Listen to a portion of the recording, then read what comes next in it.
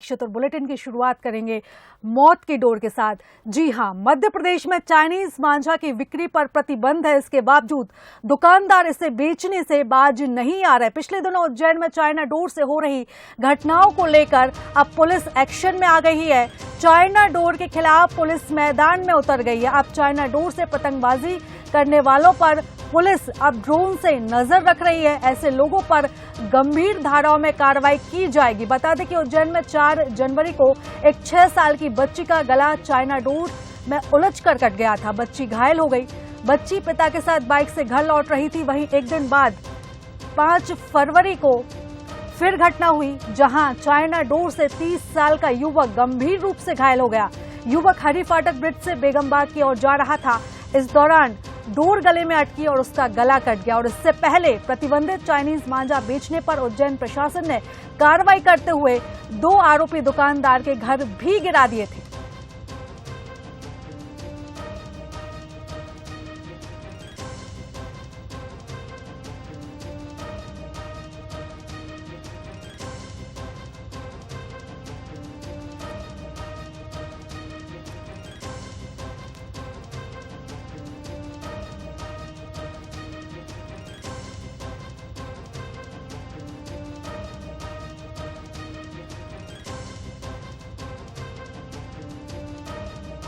तो मध्य प्रदेश में चाइनीज मांझा की बिक्री पर प्रतिबंध है। उसके बाद भी लगातार दुकानदार इसे बेचने से बाज नहीं आ रहा है। पिछले दिनों उज्जैन में चाइना डोर से घटनाओं को लेकर अब पुलिस भी एक्शन में आ गई है और चाइना डोर के खिलाफ लगातार अब कार्रवाई पुलिस कर रही है। बता दें कि चाइना डोर से पतंगबाजी करने वालों पर पुलिस ड्रोन से नजर रख रही है और ऐसे लोगों पर अब गंभीर धाराओं में कार्रवाई अब की जाएगी। बता दें कि 4 जनवरी को एक 6 साल की बच्ची का गला चाइना डोर से उलझकर कट गया था और उसके बाद वहीं एक दिन बाद 5 जनवरी को भी फिर से यही घटना हुई थी।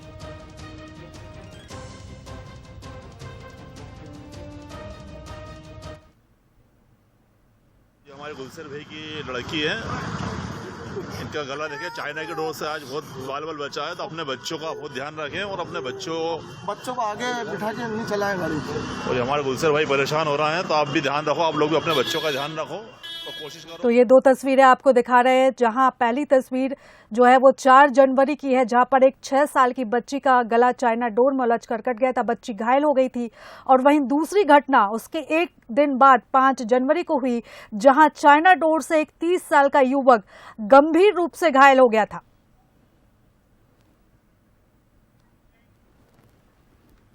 इधर गृह मंत्री नरोत्तम मिश्रा ने भी गुरुवार को चाइनीज मांझा बेचने वालों के खिलाफ सख्त एक्शन लेने के निर्देश दिए हैं। उन्होंने कहा है कि चाइनीज मांझा बेचने वालों के खिलाफ अब पुलिस पहले से ज्यादा कठोर कार्रवाई करेगी। रासुका के तहत एक्शन लिया जाएगा। मकर संक्रांति आने वाली है। अगर कोई चाइनीज मांझा बेचने के बारे में सोचता भी है तो वो संभल जाए। कल हमने परसों आपने कार्रवाई देखी होगी उज्जैन के अंदर कि चाइनीज वाले थे, उनको जो जमींदोज किया गया है। और ये कार्रवाई का एक ही पार्ट था। ये सचे संक्रांत आ रही है, लोग पतंग उड़ाते हैं और मैं आप सबके माध्यम से स्पष्ट कर देना चाहता हूं, और वो जो चाइनीज मांझा बेचने की सोचते भी हैं वो भी कान खोल के सुन लें कि मध्य प्रदेश के अंदर उनके ऊपर रासुका जैसी कार्रवाई हो सकती है।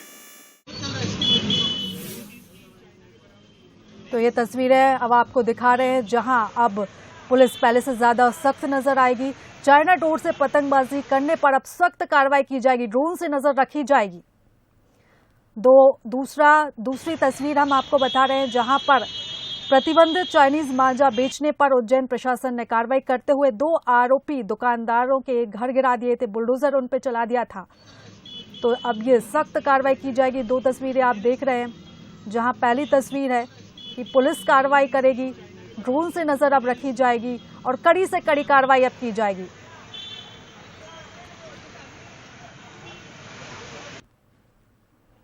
और चलिए इस खबर पर ज्यादा जानकारी लेंगे। संतोष कृष्णानी हमारे साथ जुड़े हुए। संतोष, जिस तरह से हम देख रहे थे कि चाइनीज मांझा बेचने पर लगातार प्रशासन अलर्ट हुआ था, सख्त कार्रवाई की जा रही थी, और अब तो नरोत्तम मिश्रा ने, गृह मंत्री ने भी ये बोल दिया है कि जो भी इसे बेचने के बारे में सोच रहा है वो संभल जाए।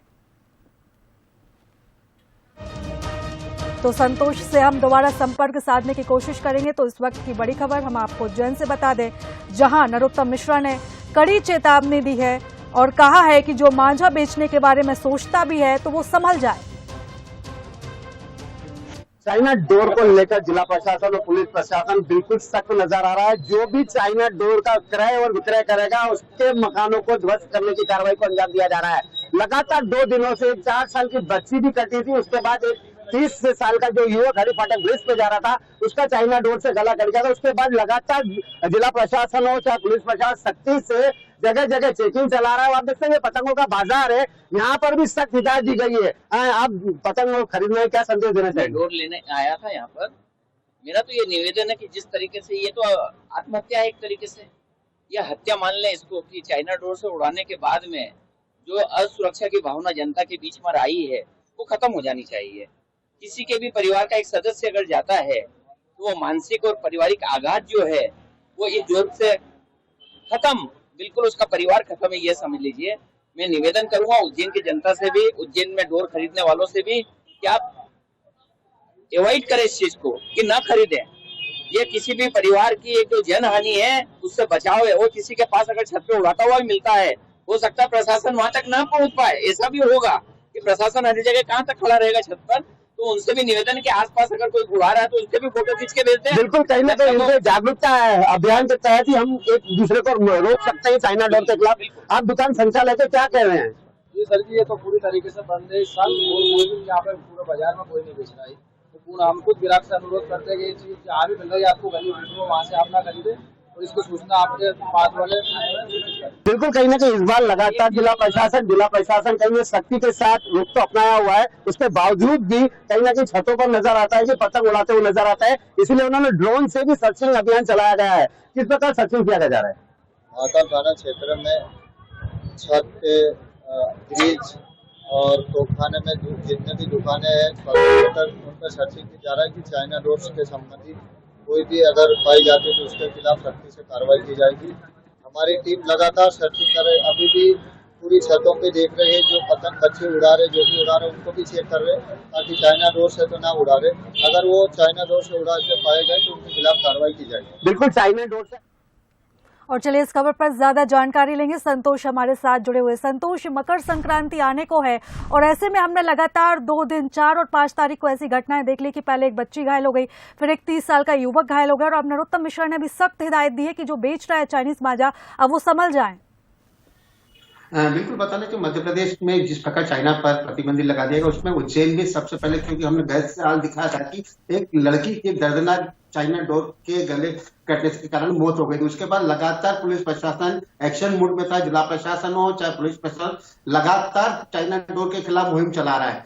यहाँ तक कि जो भी क्रय और विक्रय करेगा उसके ऊपर रासुका जैसी बड़ी कार्रवाइयों के साथ मकानों को ध्वस्त करने की कार्रवाई को भी हमने यहाँ पर अंजाम दिया गया है और लगातार यह कार्रवाई निरंतर जारी है। और यहाँ तक कि जो पुलिस अधीक्षक हो चाहे कलेक्टर आशीष सिंह हो, उन्होंने ही मोर्चा संभाले रखा है। जो भी उड़ाते हुए भी नजर आएगा उसके ऊपर ड्रोन से निगाह रखी जा रही है। जगह जगह पर पुलिस तैनात की गई, यहाँ तक कि छतों पर भी ड्रोन के माध्यम से निगरानी रखी जा रही है। और यहाँ तक कि पुलिस कर्मी भी छतों पर जाकर निगरानी रख रहे हैं कि कौन कौन चाइना का इस्तेमाल कर रहा है। और अभी हमारे साथ खुद पुलिस कप्तान मौजूद है, सत्येंद्र कुमार शुक्ल। हम इनसे जानते हैं सर किस प्रकार कार्रवाई को अंजाम दिया जाएगा, सख्त रूप अपनाया है।